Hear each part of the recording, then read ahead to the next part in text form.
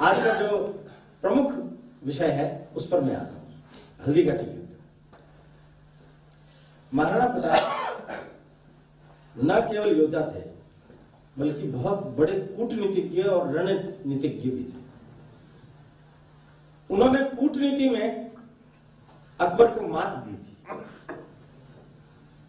अकबर का जन्म हुआ है महाराणा प्रताप से 2 साल बाद 1542 में।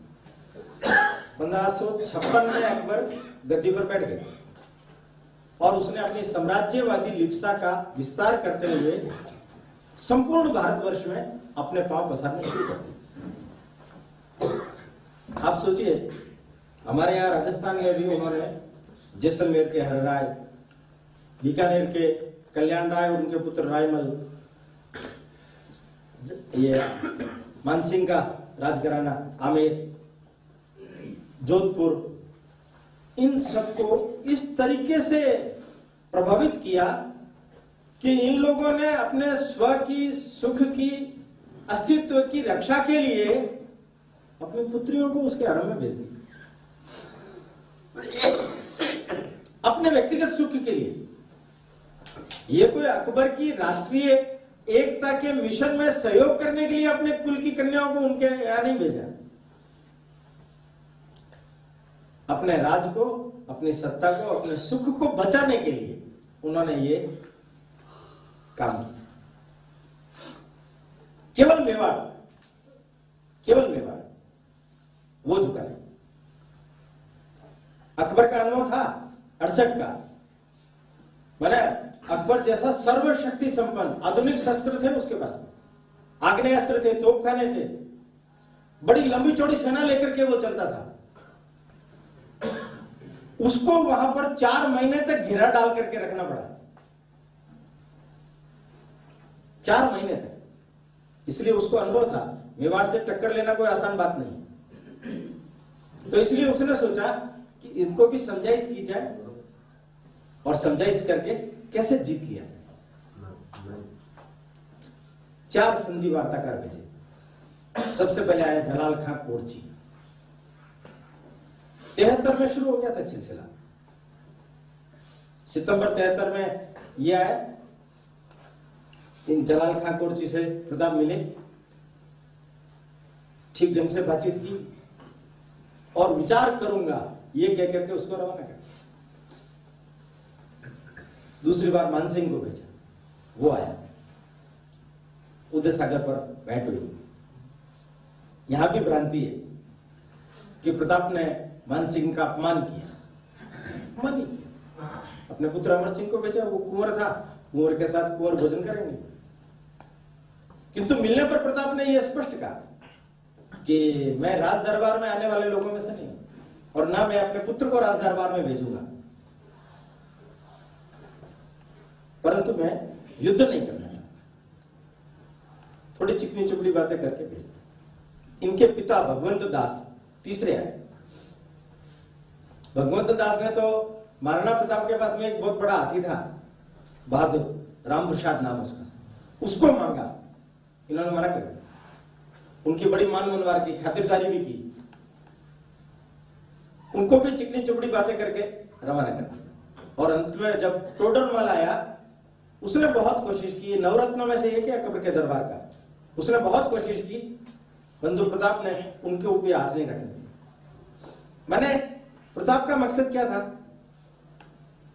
प्रताप जब 72 में राजगद्दी पर बैठे, जाडोल, कोटड़ा, गोगुंदा, गिरवा, कुंभलगढ़, यही मेवाड़ बचा था। सीमित संसाधन थे, खड़ा करना था। युद्धों के कारण से सैन्य शक्ति कमजोर पड़ गई थी। अकबर अवश्यंभावी आक्रमण करेगा, उससे मुकाबला करना है, परंतु समय चाहिए तैयारी के लिए। तैयारी के लिए समय कैसे निकाले? तो उन संधि वार्ताओं को बड़ा कूटनीतिक उत्तर देकर के उन्होंने इस 4 साल के समय में युद्ध की पूरी तैयारी कर ली। कूटनीति में अकबर उनको जीत नहीं सका। उसके कूटनीतिज्ञ, संधि वार्ताकार सब असफल होकर के गए। रणनीतिज्ञ। प्रताप ने कैसी रणनीति बनाई? बचपन से ही वो कुका कीका इस नाम से प्रसिद्ध था जनजाति के बीच में। उसको अनुभव था जनजाति के पास बहुत बड़ी शक्ति है, ताकत है, उनको अपने साथ जोड़ना चाहिए, उनको प्रशिक्षित करना चाहिए। पीलू राणा पूंजा उनको साथ लेकर के ये सारे जनजाति बेल्ट, ये बेल्ट ही सारा वही है, उसको एकत्रित किया, सैन्य प्रशिक्षण दिया, पूरे मेवाड़ को आह्वान किया उन्होंने। जिस घर में भी युद्ध करने लायक लोग हो वो युद्ध में शामिल होना चाहिए। वो लोग आए, उनको भी प्रशिक्षण दिया, एक संगठन खड़ा किया गया। क्या पद्धति बनाई जाए उनके मन में स्पष्ट था। अकबर का चित्तौड़ का आक्रमण उनको याद था, खुले मैदानों में उनको लड़ने का अभ्यास है। पूरे देश भर में एक भी बार हारा नहीं है अकबर, इसलिए अकबर के जो लेखक है वो उसकी हार ये लिख ही नहीं सकते, वो तो पहले से ही लिख करके रख देते हैं कि हल्दी घाटी में विजय हुई, राणा पलायन कर गया, पहले से लिख देते हैं। ऐसे सारे व्यक्ति से मोर्चा लेना है मुझे, क्या होगा ये मालूम नहीं, पर तैयारी पूरी रखनी है। उन्होंने अपने पिताजी के द्वारा इजाद की गई पर्वतीय युद्ध नीति का अनुपालन किया। युद्ध से पहले मैदानी इलाके खाली करवा दिए, जनता को पहाड़ों में भेज दिया, खेत खलियान उजड़वा दिए अपने हाथों से, जिससे कि उनको फसल ना मिले खाने के लिए। ऐसी सारी तैयारी हो गई और गुप्तचरों ने समाचार दे दिया कि अकबर अजमेर में आ गया है। उसने मानसिंह को और आसफ खां को नेतृत्व देकर के युद्ध करने के लिए सेना को भेज दिया। सेना वहां से रवाना हो गई, पहले मांडलगढ़ और फिर ये मोलेला, वहां आकर के बनास नदी के किनारे डेरा डाल दिया। समाचार मिल गए। गोगुंदा से आगे बढ़कर के लोसिंग में आ गए। रणनीतिक बैठक हुई, विचार विमर्श हुआ। चित्तौड़ के अंदर जो अकबर ने 30,000 निर्दोष लोगों का कत्ल किया, विजय प्राप्त की, उसके कारण से प्रतिशोध की भावनाएं थी लोगों में। वो चाहते थे कि मंडलगढ़ तक भी लड़कर के आ जाओ, पर प्रताप जानते थे ये मरने के अलावा कोई दूसरा तरीका नहीं है। तो क्या करना? छापा मार युद्ध का, जाना, एक छापा मारना, सेना को लूटना और वापस आ जाना पहाड़ों में, और पहाड़ों से मोर्चाबंदी करके उस सेना को परेशान करते रहना। ये एक नीति थी। इस नीति पर सबको सहमत किया। हल्दी घाटी के दर्रे से निकाल करके जहां आजकल बादशाह बाग कहलाता है वहां मोर्चाबंदी की। उनकी सेना भी आगे बढ़ी, इनकी सेना भी आगे बढ़ी। 18 जून 1576 प्रातःकाल 10 बजे युद्ध शुरू हुआ। जो मुगल इतिहासकारों ने लिखा है वही मैं बोल रहा हूं। उन्होंने लिखा कि प्रताप ने पहला आक्रमण किया, उस पहले ही झटके में मुगल सेना मात खा गई और भागने लगी। काजी खां मुल्ला था, उसने कहा कि हमारे अंदर भी राजपूत है, उनके अंदर भी राजपूत है, कछवाहा राजपूत, लूणकरण सांबर के राजा वो भी थे, उनका वो तो कैसे पता चलेगा? तो वो आसफ का क्या कहता है, तू चिंता मत कर, तू तो तीर चलाए जा, मरेंगे तो हिंदू ही, इस्लाम की तो विजय होगी। दृष्टि कैसी है इसके लिए उदाहरण। भाग करके सेना कहां तक चली गई? उनके डेरे तक। माने पहले अटैक में मुगल सेना 6-7 कोस तक भाग करके डेरे तक चली गई। यहां 2 बातें ध्यान करने की। पहली बात क्या है? संख्या कितनी थी? इतिहासकारों में इसके बारे में एक मत नहीं है। कहते हैं 5,000 के लोग मुगल सेना में थे और 3,000 प्रताप की सेना में थे, 500 जनजाति लोग पीछे पूंजाबी के साथ। वैसे ये थोड़ी सेना की संख्या जो है वो अकबर के उस आक्रमण से अगर तुलना करें तो ठीक से एसेस नहीं, क्योंकि अकबर चित्तौड़ को जीत करके चला गया, उसके बाद में भी उसने वहां 22,000 घुड़सवार और 82,000 पैदल सैनिक चित्तौड़ में रख करके गया था। उसके बाद इसका मतलब क्या हुआ, सेना की संख्या ज्यादा ही होगी। फिर भी जो मानते हैं इतिहासकार, अपन एक बार मान लेते हैं। महाराणा प्रताप के साथ में ग्वालियर के राजा रामसा तंवर, उनके तीनों पुत्र शालीवाहन, भवानी सिंह, प्रताप सिंह,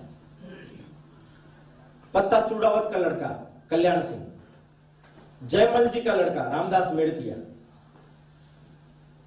2 मानसिंह थे, एक देलवाड़ा के मानसिंह झाला और एक बड़ी सादरी के झाला मानसिंह, जिनका बलिदान प्रताप के एवज में हुआ। पूर्बिया चौहान, सलूंबर के कृष्णदास, देवगढ़ के रावत सांगा, ये इनके प्रमुख सेनापति थे। चंदावल जो दस्ता था उसके अंदर पूंजा भील के नेतृत्व में थी, चारण लोग भी थे, पुरोहित भी थे, भामासा उनका भाई ताराचंद, ये भी उनके साथ में थे। उधर आसफ खान, राव लूणकरण, जगन्नाथ कछवाहा, माधो सिंह कछवाहा, काजी खान, मोहम्मद रफी बदख्शी, सैयद बारहा, जिन्होंने उनके अरावल दस्ते में आगे की तरफ मोर्चाबंदी कर रखी थी, शेख मंसूर, ऐसे अलग अलग लोग उनके थे सेनापति। युद्ध जब हुआ तो ये सब लोग भागे। मेहतर खां पीछे चंदावल दस्ते में था, उसने ढोल बजाया, कहा अकबर आ रहा है, तो सेना को दिलासा हुआ। वापिस कहां आए, खमनोर, जहां अभी रक्त तलाई का मैदान है, वहां भयंकर युद्ध। उस युद्ध में महाराणा प्रताप ने थोड़ा रणनीतिक पूर्वक एक खेल ये खेला कि इनके पास में हाथी बड़े जबरदस्त थे। उन्होंने कहा हाथियों को आगे करके इनकी अग्रिम पंक्तियां तोड़ देता हूं। तो राम प्रसाद को आगे किया, लूणा, खांडेराव, चक्रवात, महाराणा प्रताप के 4 हाथी, बड़े बहादुर। उनका गजराज, गजमुक्ता, रणमदार, उन हाथियों से भिड़ंत हुआ। उनके पास में हाथी बहुत ज्यादा की तादाद में थे। राम प्रसाद ने तो उनके 14 हाथियों को मार दिया। उन्होंने उसको घेरा और राम प्रसाद का जो महावत था उसको मार करके कमाल खां और हुसैन खां, उसने उस पर कब्जा कर लिया और उसको युद्ध भूमि से निकाल लाया। क्यों? अकबर ने कहा था कि राम प्रसाद हाथी मुझे जिंदा चाहिए, महाराणा प्रताप जिंदा या मुर्दा, तो उसको लेकर के ये चले गए। एक दृष्टि से हाथियों की इस लड़ाई में मुगल सेना की जरूर विजय हुई। उनको एक हाथी प्राप्त हो गया। महाराणा प्रताप के जितने सेनापति थे उन सब ने अलग अलग मोर्चाबंदी करके युद्ध किया। महाराणा प्रताप भी पूरी युद्ध भूमि में विचरण कर रहे थे। महाराणा प्रताप का एक बड़ा जबरदस्त कारनामा देख करके मुगल लोग दंग रह गए।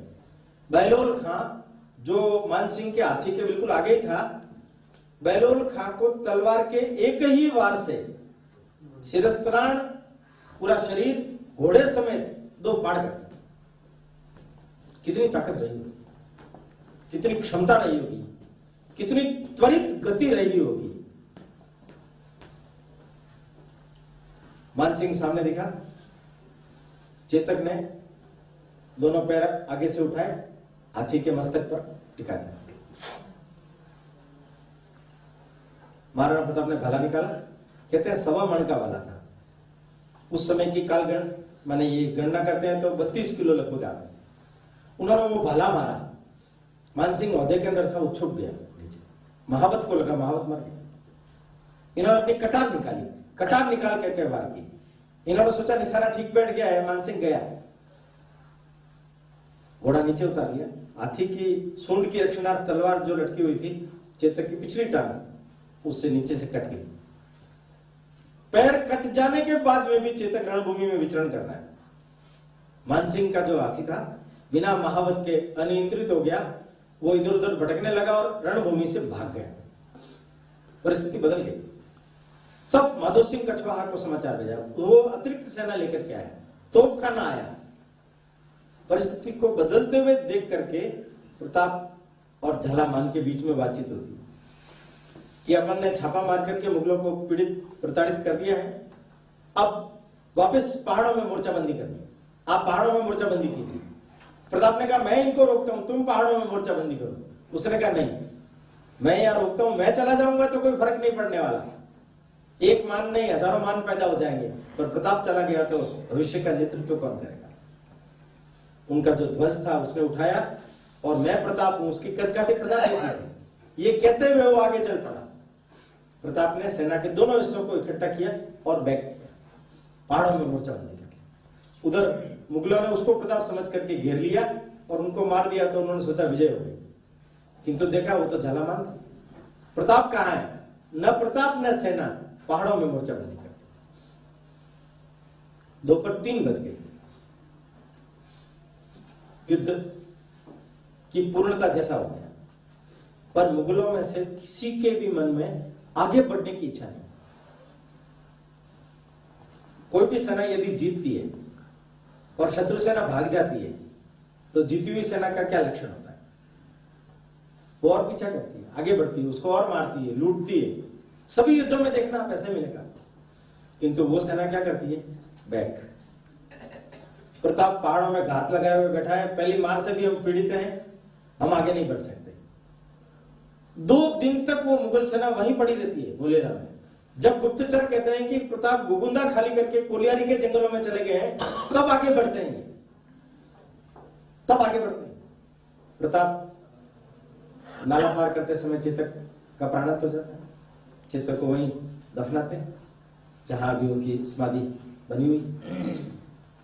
यहां एक बड़ी विशेष घटना होती है। कालोड़ा गांव है, वहां सैनिकों की सेवा शुश्रूषा होती है। वहां एक सैनिक को छींटे मार करके जगाने के समय में पता चलता है कि ये तो पुरुष नहीं महिला है। होश में लाते प्रताप के समक्ष ले जाते हैं। आप? वो महिला कहती है मैं कोशीथल की महारानी हूं। युद्ध में कैसे? आपने कहा था ना कि मेवाड़ के प्रत्येक घर से युद्ध में सैनिक सेना के अंदर भर्ती होना चाहिए। मेरे पति का भी कुछ दिन पहले ही स्वर्गवास हुआ है, बच्चे घर में छोटे हैं, इसलिए मैं स्वयं सैनिक वेश धारण करके युद्ध करने के लिए। देखिए आप, प्रताप के आवाहन का मूल्य क्या है? 36 बिरादरी के लोग हल्दीघाटी युद्ध में प्रताप की सेना में शामिल हैं। हर घर से सैनिक है। प्रताप की प्रतिज्ञा का चमत्कार है। मेवाड़ की रक्षा के लिए जो उन्होंने सब लोगों के समक्ष जो प्रतिज्ञा ली कि मैं मेवाड़ भूमि को स्वतंत्र कराने के लिए अपने जीवन को लगाता हूं, जब तक इसको स्वतंत्र नहीं कराऊंगा तब तक मैं महलों में नहीं रहूंगा, राजमहल के सारे सुख त्यागता हूं, स्वयं स्वीकृत कंठ का किरण मार्ग, पलंग पर नहीं सोऊंगा, सोने चांदी के बर्तनों में भोजन नहीं करूंगा। इतना बड़ा जब आदर्श, एक जन आदर्श लोगों के समक्ष जब खड़ा होता है तो ये लोग इस तरीके का समर्पण करते हैं। वो जो राम प्रसाद हाथी था ना, उसको लेकर के गए थे अजमेर। आप देखिए, मुसलमानों ने हिंदुओं का धर्मांतरण तो किया है, पर जानवरों का भी धर्मांतरण किया। राम प्रसाद का नाम बदल करके पीर प्रसाद रख दिया।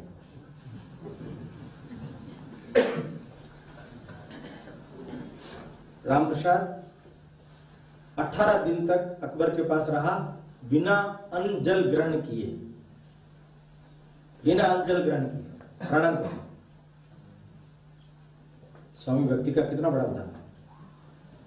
मैंने कहा झालामान, कहा चेतक, कहा कोशीथल महारानी, कहा राम प्रसाद। एक से बढ़कर के एक उदाहरण है ये, जो प्रताप के लिए सर्वस्व समर्पण करने के लिए तत्पर है। सर्वस्व समर्पण करने। कालोड़ा से गोगुंदा गए, गोगुंदा खाली किया, 20 लोगों को, प्रतीकात्मक सैनिकों को वहां रखा और आवरगढ़ चले गए। मुगल सेना आई, 20 लोगों से प्रतीकात्मक संघर्ष हुआ। आप देखिए उनकी मानसिकता कैसी है। चारों तरफ गोगुंदा के खाई खुदवाई गई, बाड़े लगवाई गई प्रताप के भय से। प्रताप ने रसद सामग्री रोक दी, खाने को नहीं मिल रहा, घोड़े मार के खा रहे हैं। गर्मी के दिन थे, कच्चे आम आ रहे थे, केरी खाई, सैनिकों को दस्ते लग गई। विद्रोह करके टुकड़ी की टुकड़ियां अजमेर की ओर चलने लगी। 4 महीने तक गोगुंदा में रहा ये, पर इसकी हालत ऐसी कर दी कि रसद सामग्री सारी समाप्त हो गई। मानसिंह और आसफ खां को बिना किसी भी प्रकार की गतिविधि में हासिल हुए अजमेर जाना पड़ा। अकबर ने ड्यूटी बंद कर दी, दरबार में प्रवेश। ये पुरस्कार है कि पनिशमेंट? सितंबर में मानसिंह और आसफ खां गए और अक्टूबर में स्वयं अकबर आक्रमण करने के लिए आया है मेवाड़ में।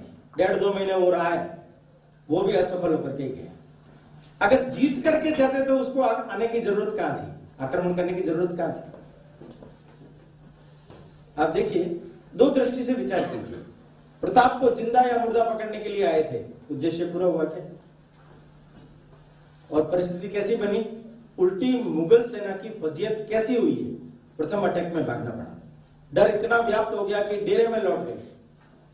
गुप्तचरों की सूचना के बाद गोविंदा पहुंचे, खाइयां खुदवाइए, बाड़े बंधवाइए, माने भयभीत तरीके से मुगल सेना मेवाड़ के अंदर रही है।